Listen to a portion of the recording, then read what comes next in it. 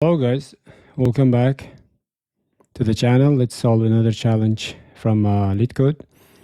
That's from problem 1730, shortest path to get food. So let's see what the problem statement is. So it's saying you are starving and you want to eat food as quickly as possible. You want to find the shortest path to arrive at any food cell. So we are given an m by n character matrix grid of these different types of cells. So star is your location. There is exactly one cell. That's where you're located in the grid. And the next character is a food cell. Hashtag character is a food cell, and there may be multiple food cells that you want to arrive the closest one, right? And 0 is a free space, and you can travel through these cells. X is an obstacle. And you cannot travel through these cells. And you can travel to any adjacent cell, north, east, south, and west of your current location if there is no an obstacle, right? Return the length of the shortest path for you to reach any food cell if there is no path for you to reach the food, and we need to return -1. So in the example 1, so we can see we are located right here. So all of this are wall. It means they are the obstacle. We cannot really go. And we can go down and right? 1, 2, and 3. So we need to return 3 here, right?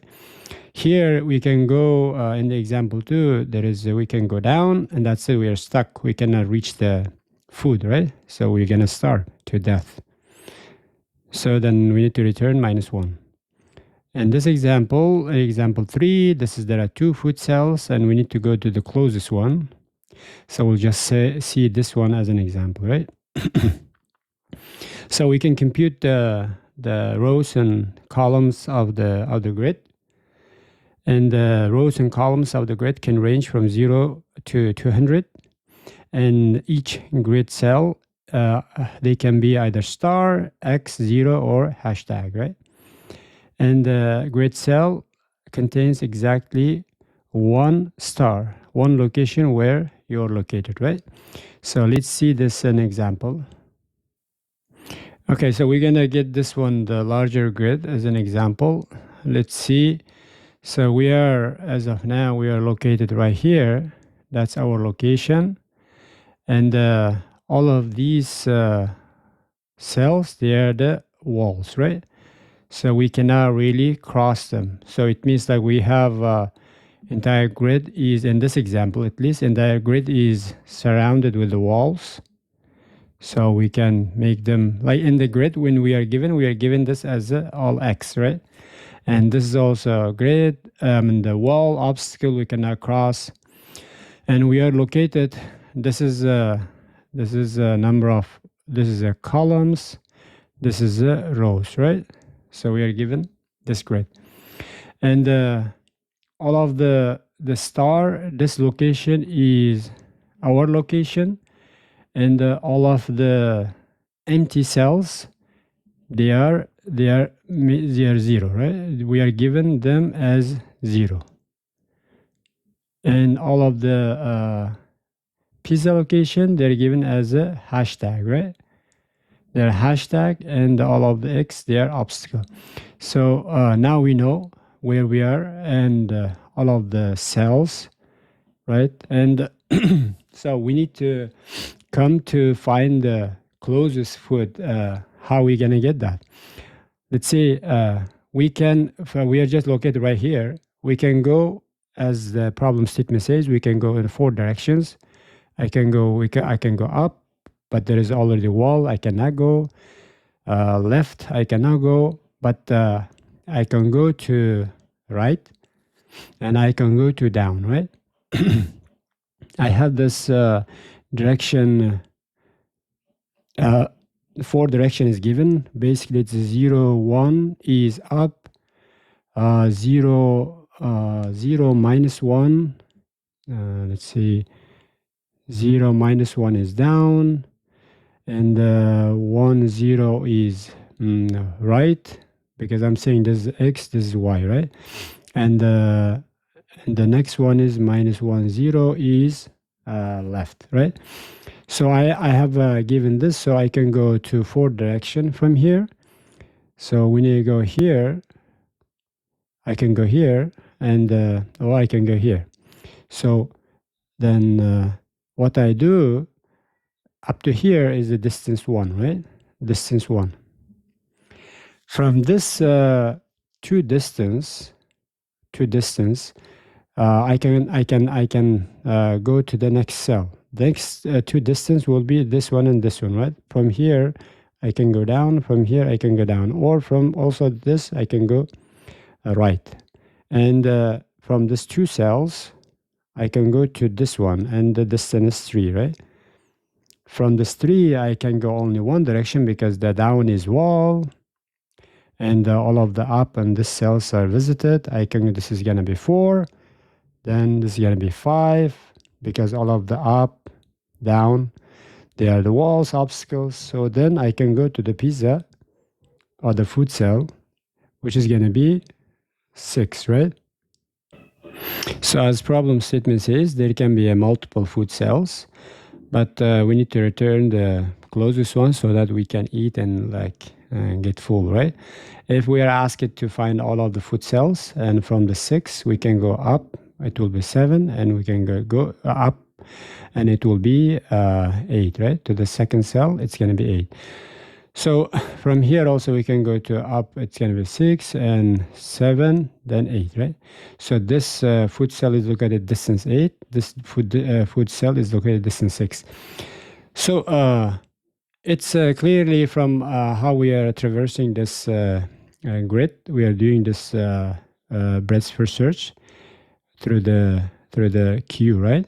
So we've solved multiple problems similar to this. So let's try it again.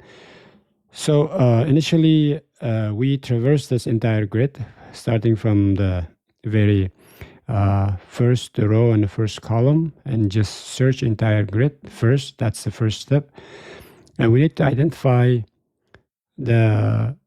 our location, where we are located. So we need to identify our location, where we are located. So we can see that is 1, 1. So we are located at 1, 1, right? From the 1, 1, basically we need to go entire grid and to find where we are. Like as soon as we find this, we can break the loop, right? Then we will add this one to the queue. So we're gonna add location to queue. So basically it will be, in our case, 1, 1, right? From here we can go to 4 direction, as I say, and we can go to this location, and it will be 1, 1 distance, right? And after this will be the first layer, right? From this location, from our initial location, we can go to only 2 direction, two location, right? We can go only this one. So we'll add this one to the queue, right? These 2 guys will be queue. From queue, we will pop our location, and we check all 4 location. If they are still within the grid boundary, then we add them to the queue, right? This will be the first layer. First layer will be the distance 1, right? After we're done the first layer, then from each location we start popping and checking all 4 direction. And from here we can go here 2 distance. From here we can go here 2 distance. So second layer will be this, right? Distance 2. So it will be a distance 2 from both location. And once we are done processing this initial location, we need to cross them with X, right? Because we don't want to come back and go into the loop, right? Infinite loop. So we need to cross them as X, which means we cannot go back. That's basically an obstacle, right? So this will also, we mark them X, then we go to this location.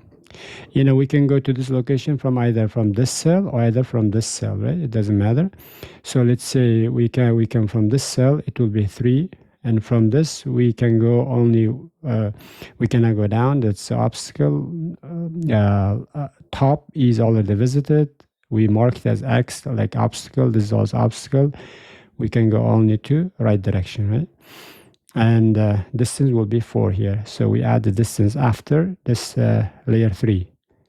Layer 3, then it will be layer 4, it will be layer 5, then the first food location is at layer 6, right? So for each layer, after we process this, we add this to the queue, and after we pop this, after we check all 4 direction, then we add them to the queue. Then we pop in the next layer, we pop all of them and check their neighbors. And the third layer, 4, 5, and 6 layer, right? That's how we check them to the queue. So as soon as we find the first food, then we just simply return the distance, right? So let's say here is 5. Then next cell, we check if the next cell is the food, right? If next cell is food, the initial this distance is 5. We basically add 5 plus 1 and to get the distance of the food, right? So this is a typical BFS plus Q, right? Q, initially we add our location, and from after we pop, we check the all 4 direction to see if there is any food, right? That's how we traverse this grid until we find the location of the first food cell, and we return that and we eat that pizza or any kind of food, right? So let's see the code. So before we see the code, we can say that this is a time complexity of this BFS with Q. It will be basically M times N. M is the number of rows and N is number of columns. The same thing, space will be M times N, right? That will be the same. Q and with the Q and time complexity of M times N, and space complexity is also of M times N. So let's see the code now. So initially we compute this rows and number of columns of the grid. Rows and columns, basically total number of rows and total number of columns. Then after that, we initialize the queue as a double-ended queue. We can import that from collections library, Python collection library. Then we traverse entire grid to search our initial location. We know that there is only our location is the star. Whenever the grid value is a star, that cell has that character star. That's where we are located. So we search this for entire rows and for entire columns. And whenever the grid RC row and column, that cell is that character star, then we append that specific location of the cell to the queue. As soon as we find, then we're gonna break, because we have only single cell where we can be located, right? So we're done with this. We added this location to the queue. After that, we initialize the distance to be 0, because we need to return this distance, right, to the food cell. And we iterate the queue while the queue is not empty. Then we need to see for each cell, right? We need to just check all 4 directions, so we need to check what's the length of the queue. If the queue right now, as of now, initially, the length of the queue is 1. From there, we pop our initial location, current row and the current column. Then we explore the 4 direction, right? How we explore the DRDC, basically the first one goes to up. This is down, because I'm here assuming that X is the first value row and the second one is the column, basically X and Y, right? and this one is right, and this one is left. Basically, I go to all direction, and I compute the new row and new column by adding that our current row and to the direction where we are going, and the column, right? Basically delta, like how much we are going. And I check here if our newly computed row and column, they are within the boundaries of the grid, right? And wherever we are located, and the next cell might be a grid, right? So initially our distance is 0, and whenever we find this foot cell at the new row, foot cell, a new row, a new column, the grid cell is located at, like if the foot is located there and we found the foot, then we return the distance plus 1, because the foot is located at the next distance, right? If the grid value of the newly computed row and column is 0, yani open path, then we can add that new row and new column to the queue. And once we add that to the queue to process in the next queue layer, so we need to mark them as obstacle, or the visited, or in our case it's obstacle, right? X is marked as an obstacle, so, or the wall. So we cannot go back and visit that cell again, because otherwise we'll just go to infinite loop. And grid new row and new column, we mark them X. Then once we you can see that once we exist this the first for loop, which means that we are done with computing all of the cells on the edge, right? I mean of each layer. Then we increment the distance by 1, right? Let's say if the foot cell is located 1, 1, and we check all of the neighbors, and we process all of the neighbors in the queue. After that, we increment the distance by 1, right? So imagine we exited this entire queue, and we did not find the foot cell. Foot cell in this cell. If we don't find any foot cell and our queue is empty, it means like we did not find the cell, right?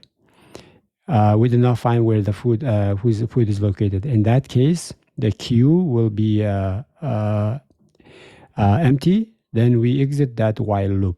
After the while loop, then if we don't find any foot, then we return -1, which means like we could not find the food, and we don't know what to eat. So that's it for this problem, and I hope it's clear. And if you have any questions and comments, please share it in the comments below in the video. Thank you, and I'll see you guys in the next video. Bye.